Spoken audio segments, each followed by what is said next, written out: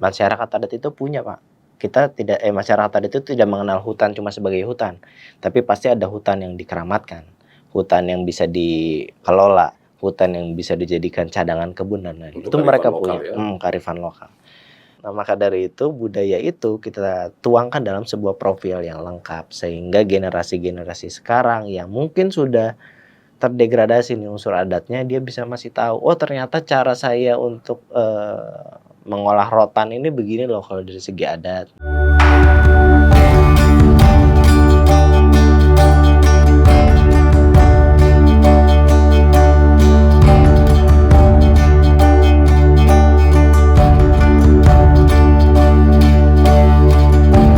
Megalis Podcast, persembahan Dinas Komunikasi, Informatika, Persandian, dan Statistik Provinsi Sulawesi Tengah. Assalamualaikum warahmatullahi wabarakatuh. Selamat sore, sejahtera untuk kita semua. Om Swastiastu, Rahayu, salam kebajikan, salam digital. Jumpa lagi bersama saya, Sudaryono Lamangkona, Kepala Dinas Komunikasi Informatika, Persandian, dan Statistik Provinsi Sulawesi Tengah dalam ruang Megalis Podcast. Nah, hari ini saya mendapat kunjungan dari salah seorang aktivis masyarakat adat. Beliau dari Bogor, jauh-jauh dari Bogor datang ke Kota Palu untuk menghadiri kegiatan yang baru saja kami laksanakan, yaitu jaring informasi geospasial. Nah, sebagai seorang aktivis tentu banyak hal yang patut untuk kita coba gali, dan kemudian ini bisa menjadi sumber inspirasi bagi kita, sekaligus kita bisa mengetahui apa saja yang sudah beliau lakukan gitu. Nah, tamu saya kali ini itu dari Badan Registrasi Wilayah Adat dari kantor pusat di Bogor. Nama beliau, saya tidak berlama-lama lagi, nama beliau ini adalah Arya Dwi Cahya. Jabatan beliau di BRWA itu sebagai Kepala Pusat Data dan Informasi. Nah, perjuangan mereka selama ini bergerak di bidang perjuangan hak-hak masyarakat adat dan wilayah adat di Indonesia, termasuk di Sulawesi Tengah. Nah, untuk tidak berlama-lama, saya menyapa dulu sama Bung Arya. Apa kabar, Bung Arya? Baik, Bapak. Baik, luar biasa. Habis acara tadi luar biasa atensinya masyarakat, Pemda, semuanya baik. Begitu ya. Amin, amin. Bung Arya, bisa dijelaskan sedikit tentang tentang pengalaman pribadi atau peran secara pribadi di BRWA ini? Iya. Ya. Terima kasih Bapak untuk waktunya. Jadi namanya BRWA, Bapak, Badan Registrasi Wilayah Adat. Kebanyakan kita kalau ketemu sama Pemda, ketemu sama kementerian itu, wah ini lembaga pemerintah mana ini Pak? Di bawah kementerian mana ini Pak? Karena namanya badan. Tapi secara kelembagaan kita bentuknya yayasan, Bapak. Namanya Yayasan Badan Registrasi Wilayah Adat. Kita itu dibentuk dulu sama AMAN, Aliansi Masyarakat Adat Nusantara. Kita itu badan otonomnya dulu. Badan otonom AMAN ya? Iya betul, dari tahun 2010 dulu dibentuk. Karena apa ini? Karena di Indonesia itu tanahnya itu 70% kan hutannya. Kita tahu sendiri di hutan itu banyak tersebar masyarakat adat yang memiliki kearifan lokal dan lain-lain. Tapi ini belum ada yang ngurus. Ada BPN, tapi sebagian besar BPN mengurus PTSL, sertifikat itu yang ada di perkotaan. Tapi 70%-nya itu belum tersentuh, Pak. Makanya soal eksistensi wilayah dan masyarakat adat. Betul.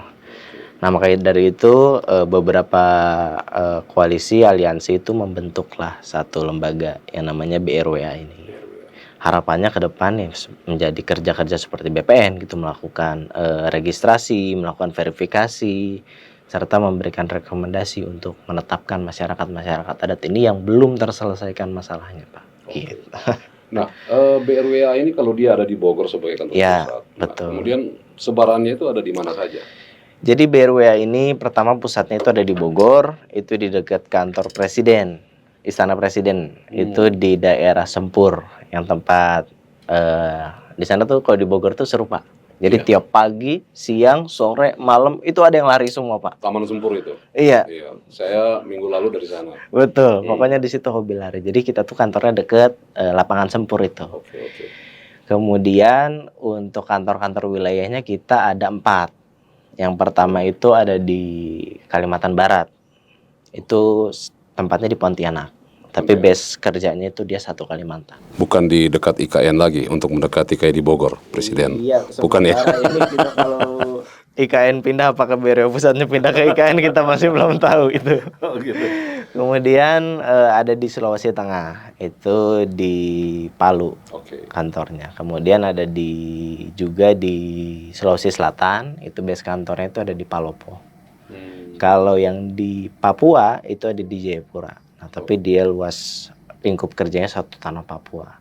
Nah, kemudian ada calon-calon yang baru, kantor wilayah itu ada di Bali, kemudian ada di Sumatera, terus juga ada di mungkin beberapa tempat seperti yang IKN tadi. Tapi masih belum dikonfirmasi. Berarti untuk sementara masih existingnya itu baru di 4 wilayah, termasuk di Sulawesi Tengah ya. Iya. Nah, kalau di Sulawesi Tengah itu seberapa penting sebenarnya BRWA itu melihat dalam kacamata BRWA ya, melihat itu soal hak kepemilikan wilayah adat dan masyarakat adat itu. Betul. Di Kalimantan itu kita anggap penting. Bukan Kalimantan. Di Sulawesi Tengah itu kita anggap penting karena pertama banyak situs budaya, banyak cagar budaya. Kita tahu sendiri di Sulawesi Tengah ini ada megalit. Banyak megalit. Salah satu itu di Danau Lindu. Nah, maka dari itu kita mau menjaga jangan sampai perlakuan negara itu dalam menjaga situs itu sampai membatasi ruang hidupnya masyarakat. Jangan sampai kalau di sana ternyata ada areal kebunnya masyarakat dan ternyata di situ ditetapkan menjadi suatu areal yang restrik, nggak boleh tuh masyarakat mengakses. Semacam kooptasi ya. Betul. Jadi kita memberikan membantu masyarakat lah untuk bisa menyuarakan apa yang sebenarnya bisa diharapkan, apa yang bisa dikolaborasikan dan lain-lain. Gitu Pak. Baik, Mas Arya terkait dengan Mas Akang ya, Akang kalau Bogor Akang. Saya campuran Jawa Sunda. Bisa apa aja. Kalau gitu saya ini aja, saya sebut dengan Bro gitu. Bro, Ya. nah itu bro di kantor. Bro Arya, kembali ke soal tugas dan fungsi Bro Arya terkait dengan Ketua Divisi Data dan Informasi gitu. Seberapa penting soal data tentang wilayah adat dan masyarakat adat itu untuk di in charge atau di link masuk ke pemerintah daerah gitu. Apalagi sekarang ini kan kita sudah memasuki di era persaingan global, terutama di sektor informasi itu sudah berbasis digital. Seberapa penting data wilayah adat itu sebenarnya sangat penting. Itu data dasar yang amat sangat dibutuhkan oleh satu negara. Oke. Karena saya bilang tadi 70% tanahnya Indonesia itu adalah di hutan 70%, dan 70%-nya itu juga termasuk wilayah adat juga, banyak wilayah adat di sana. Oke. Dan itu datanya nggak ada. Nggak ada satupun kementerian yang membuat peta wilayah adat. Nggak ada yang mengidentifikasi, hanya parsial-parsial saja. Termasuk pemerintah daerah juga. Iya, termasuk juga pemerintah daerah di situ. Jadi salah satunya mengapa ini penting karena di Indonesia ini tentu kebutuhan ruang itu cukup tinggi. Pertama, kalau yang sekarang lagi ramai itu food estate. Kedua, ada proyek strategis nasional. Ketiga, ada kebutuhan untuk investasi baik HPH, terus HTI, sawit dan lain-lain. Nah, itu kalau nggak didasarkan dengan dipetakannya kepemilikan tanah di tanah yang 70% luasnya itu akan terjadi konflik yang sering terjadi di semua proyek yang dilakukan tanpa dasar data wilayah adat. Pemetaan ini termasuk identifikasi untuk pengakuan. Yes, betul. Pemetaan ini dalam konteks pertama, dia itu tidak hanya dalam konteks spasial yang membuat garis batas, tapi dia juga mengidentifikasi asal-usul sejarahnya. kita harus pastikan betul dong, jangan sampai ini masyarakat adat buatan gitu. Jadi kita harus tahu asal usulnya itu dia sejarahnya dari mana, masuk ke suku apa, marga apa, struktur sosial gitu. Jadi tidak semudah itu ya? Tidak semudah itu, Bapak. Tidak semudah itu ya, BRWA menetapkan itu ya? Iya, betul. Nah, kalau misalnya data ini kita integrasikan dengan pemerintah daerah gitu dalam konteks sistem elektronik. Nah, kira-kira menurut Bang Arya, Bro Arya ya, menurut Bro Arya itu melihat platform apa yang mempunyai kecocokan gitu, Betul. yang bisa diintegrasikan gitu. Pada awalnya 2010 ketika belum ada sebuah platform pemerintah yang terintegrasi dengan baik, itu kita membuat platform sendiri. Namanya portal brwa.or.id. Itu semua data wilayah adat seluruh Indonesia itu ada di sana.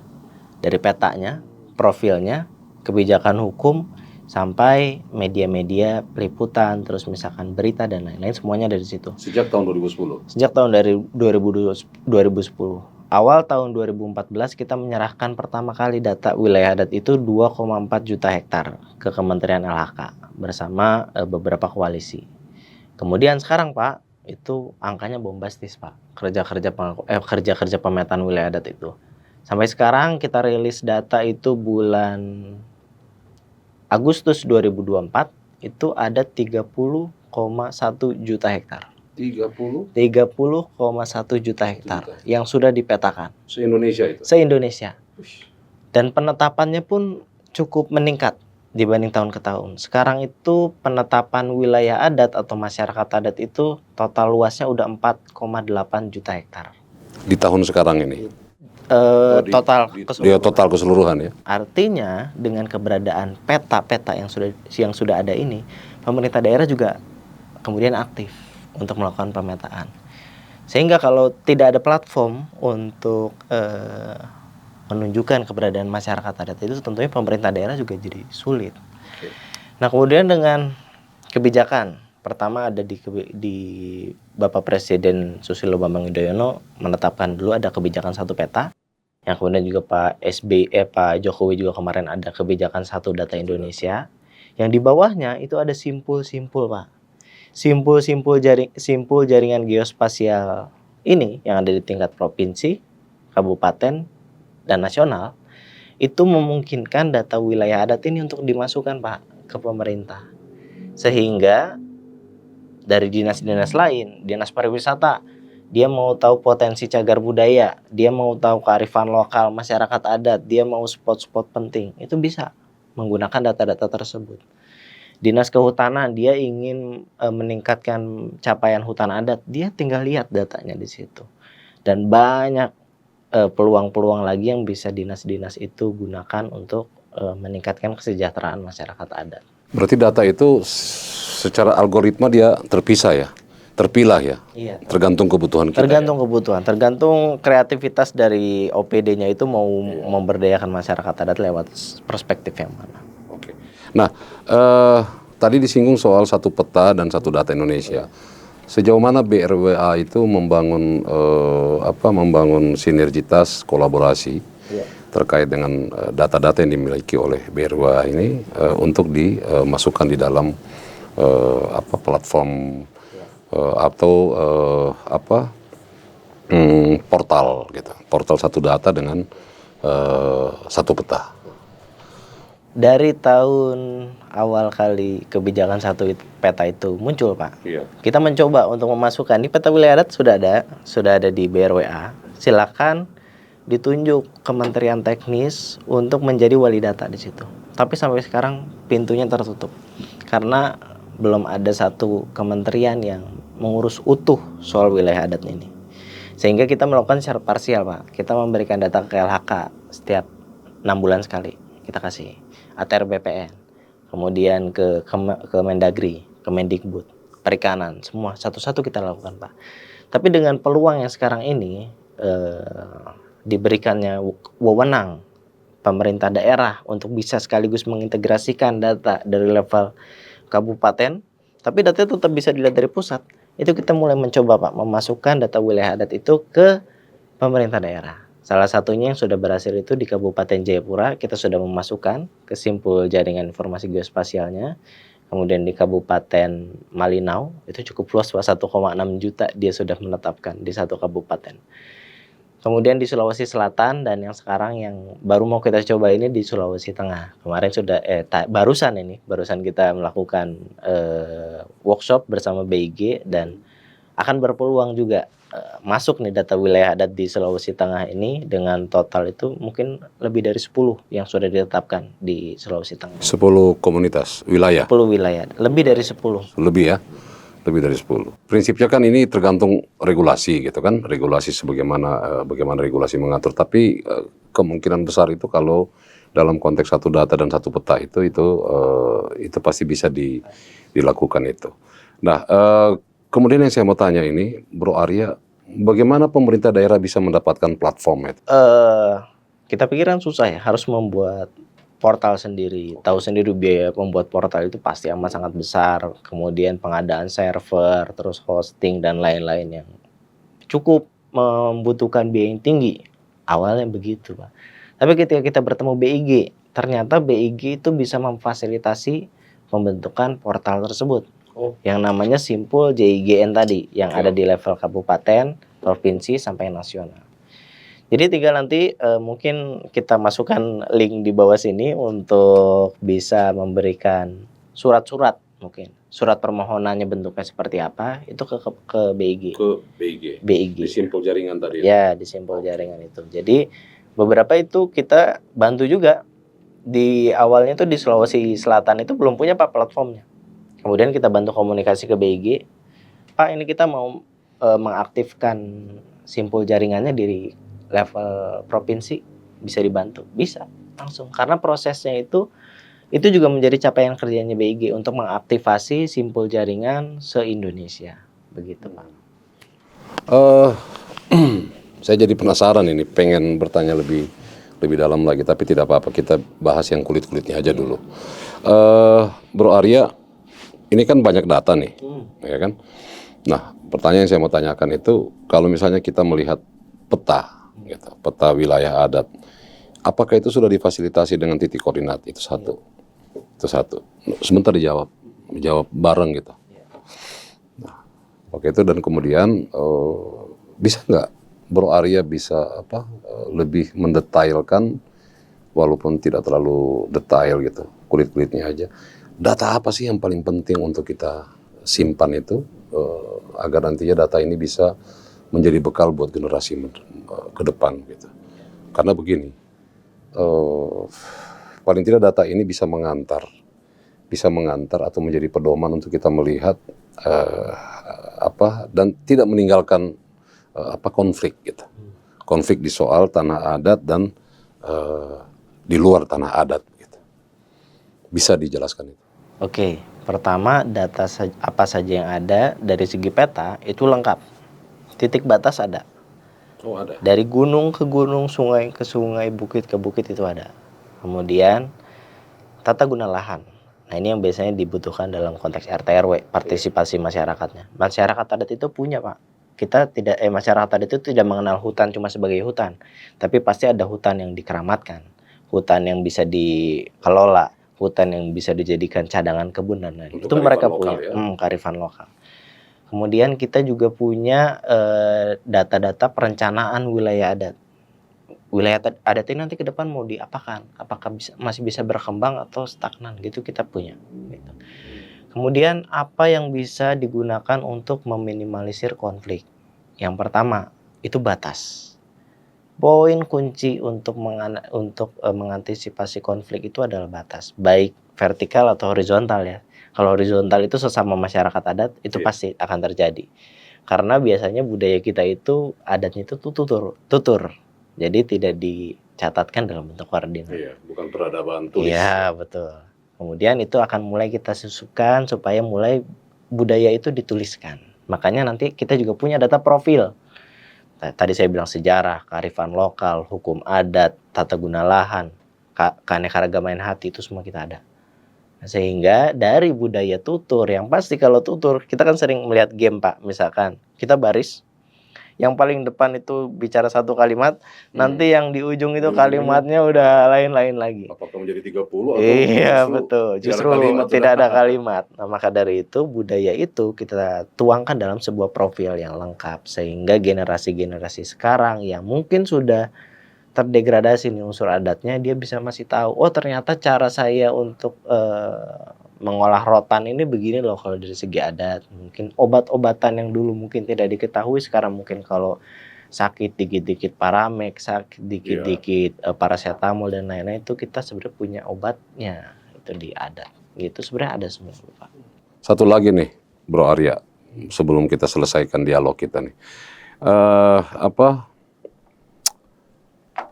kemungkinan dari pengalaman-pengalaman mengunjungi wilayah adat, bersentuhan langsung dengan masyarakat adat, ada nggak pesan-pesan yang bisa menjadi pegangan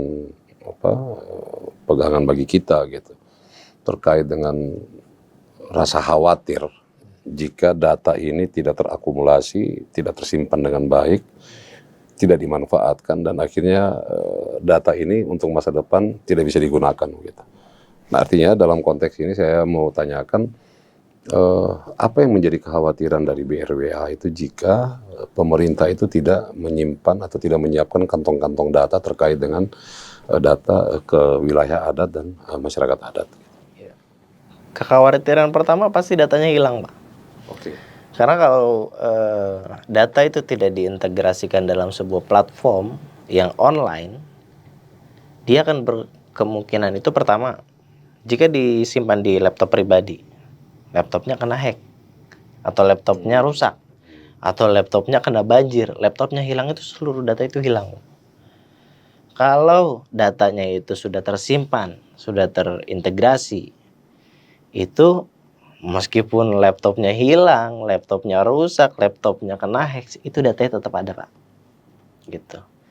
Yang kedua, terkait itu tidak hanya hilang data, tapi kita perlu tahu data yang terupdate itu data yang apa, data yang mana. Karena kalau untuk bahas wilayah adat ini itu sebenarnya prosedur administratif Pak.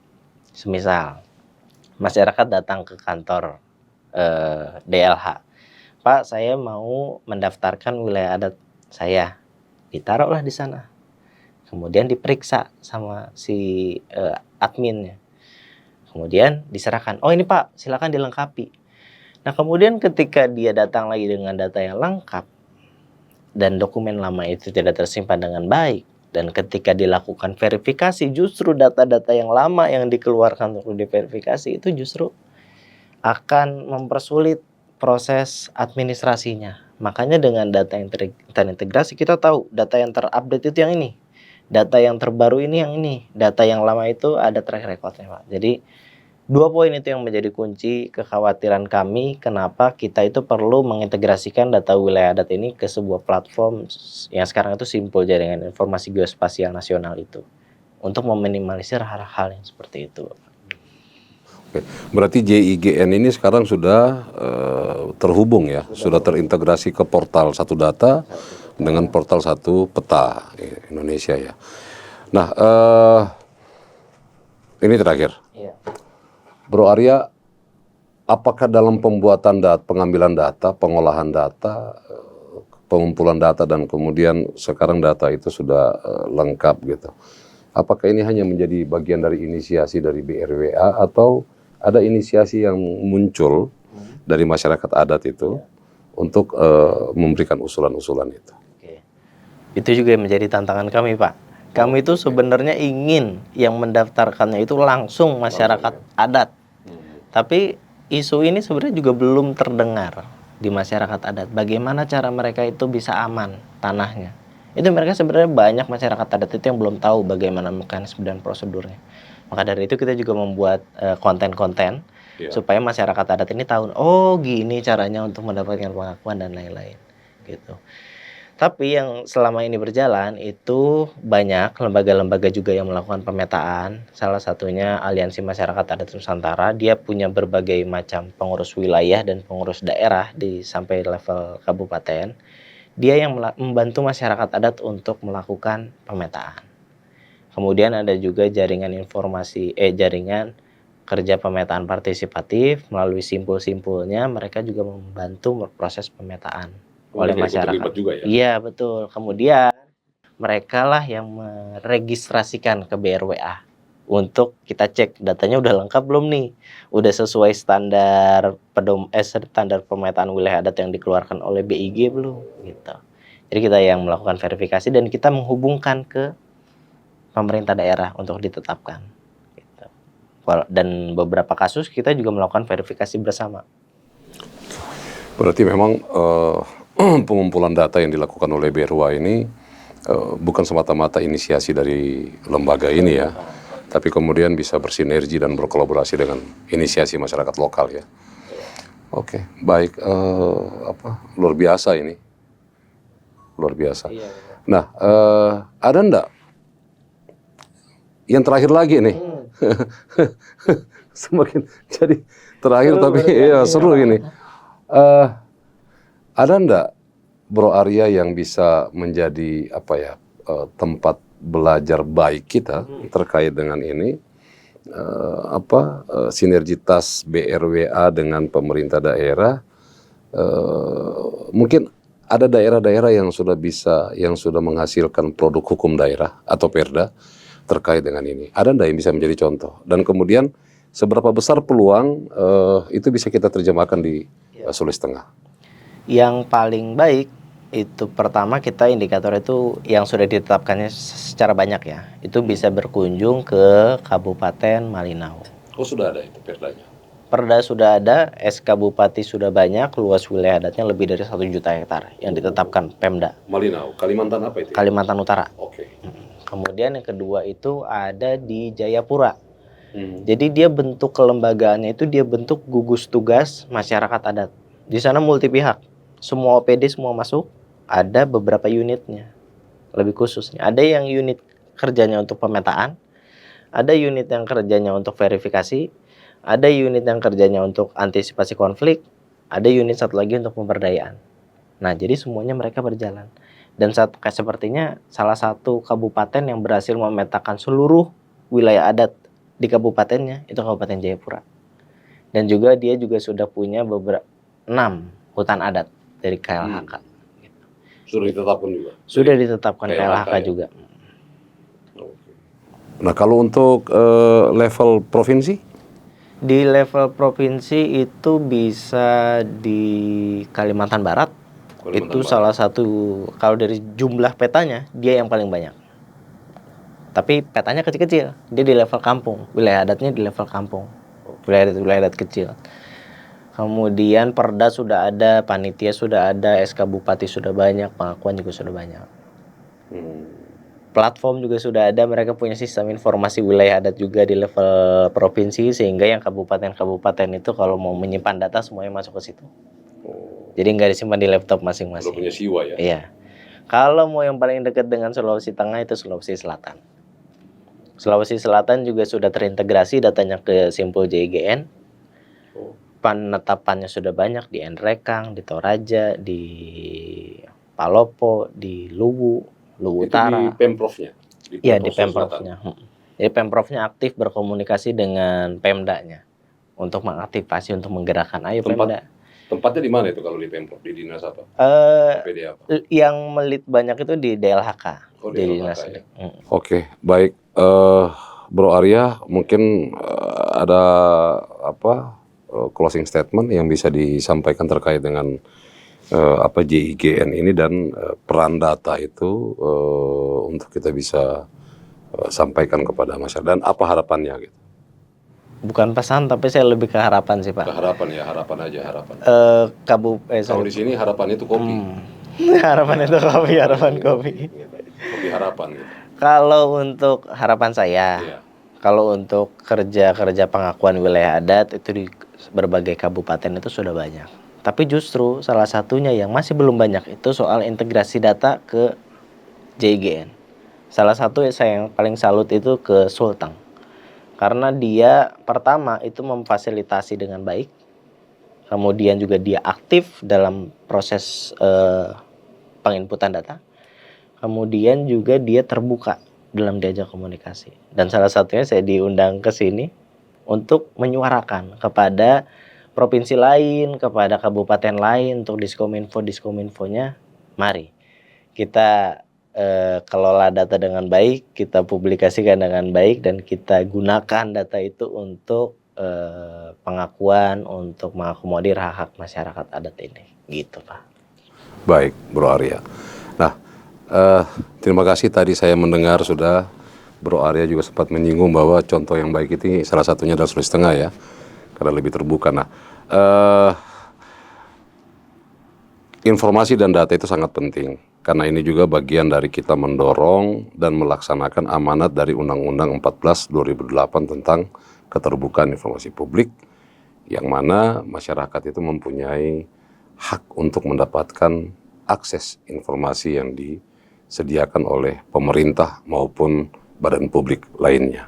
Nah, kehadiran BRWA di Sulawesi Tengah yang diwakili oleh Bro Arya ini akan membuka cakrawala kita, menambah pengetahuan kita tentang bagaimana pentingnya wilayah adat dan masyarakat adat itu untuk mendapatkan perlakuan yang lebih baik ke depan, karena wilayah adat itu tidak hanya sekedar kita bicara tentang bagaimana menjaga tradisi, tapi kemudian bagaimana kita menjaga keseimbangan alam dari wilayah-wilayah keadatan itu untuk bisa menjaga dan kemudian bisa menyeimbangkan dan meningkatkan keserasian lingkungan dan alam dengan dalam kehidupan manusia. Saya Sudaryono Lamangkona mengucapkan terima kasih banyak atas perhatian kita semua, dan kepada Bro Arya juga saya ucapkan terima kasih banyak yang sudah hadir di studio podcast Megalist ini. Mudah-mudahan ini kali pertama sebagai pemicu untuk kemudian datang lagi untuk kita bisa berkomunikasi lagi, berdialog. Terima kasih Bro Arya. Assalamualaikum warahmatullahi wabarakatuh. Waalaikumsalam.